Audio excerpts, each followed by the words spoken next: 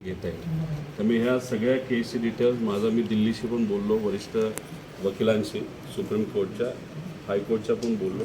त्याकडे जी काय माहिती येईल मी तुम्हाला देईल, म्हणजे तुम्ही वकील आहात म्हणून, आणि मग ती माहिती, आणि त्याला जर उद्या जाऊन तुम्हाला कुठला वकील लागला, समजा सरकार तर देईलच, तरीसुद्धा तुम्ही कोणालाही सांगा, आम्ही मदत करायला त्या ठिकाणी तयार आहे. ही वृत्ती आहे ना, हे धडा शिकवलाच पाहिजे. त्यामुळे ही वृत्ती अख्ख्या महाराष्ट्रातून, देशातून ही वृत्ती निघून जाईल. आणि त्यासाठी हा लढा फक्त काल आंदोलन पुरतं तुमचं आणि आज होता असं नाही. आपल्याला हा लढा पुढे लढावा लागेल जोपर्यंत निर्णय त्या ठिकाणी होत नाही. त्यामुळे हे जे काही तुम्हाला लिगल काही मदत लागली तर सांगा. सुप्रियाताईंना असं समजलं होतं की इथे अंत्यविधी आहे, जसं तुमची भावना होती, तर ताई अंत्यविधीला येणार होत्या, पण आता संध्याकाळी येत आहेत, पण आधी कदाचित त्या घरी जातील असं काहीतरी आहे.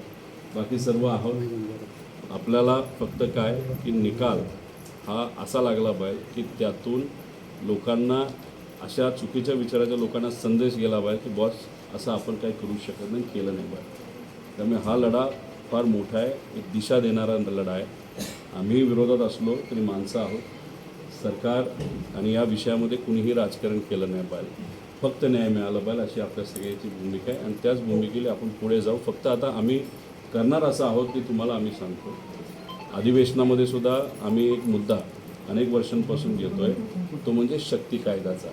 त्या शक्ती कायद्यामध्ये यासाठी एक स्पेसिफिक वेगळा कायदा आहे, फास्ट गोष्टी करायला. आता आपल्याला एक वेगळं कोर्ट निर्माण करावं लागतं, पण जो कायदा मान्य जर झाला, जो खरं तर व्हायला पाहिजे होता पण नाही झाला, पण होईल, तर त्या कायद्याच्या अंतर्गत असं वेगळं डिमांड करायला जरूरत नसते. एक स्पेशल कोर्ट असतंच पॉस्को आणि महिलांच्या बाबतीतलं. त्यामुळे त्या बाबतीत आम्ही राज्य पातळीवर त्या ठिकाणी हा विषय अजून जास्त ताकदीने तिथे घेऊ.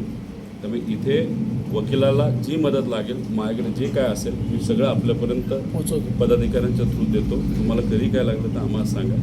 पण हा लढा तुमचा आहे. हा लढा फक्त या गावचा नसून महाराष्ट्राचा आहे, महिलांचा आहे, मुलींचा आहे. आणि असा कायदा जो उद्या जाऊन कोणाचंही धाडस नाही झालं पाहिजे असं एखादा विचारसुद्धा करायला, असं एक जो आपण कायदा आहे तो आणण्यासाठी या महाराष्ट्रामध्ये प्रयत्न सगळे एकत्रित करूया. सत्ताधारीसुद्धा विरोध करतील असं मला वाटत नाही. आम्हीसुद्धा या बाबतीत जरासं पाठपुरावा करू. अजून कोणाचं काय होतं का?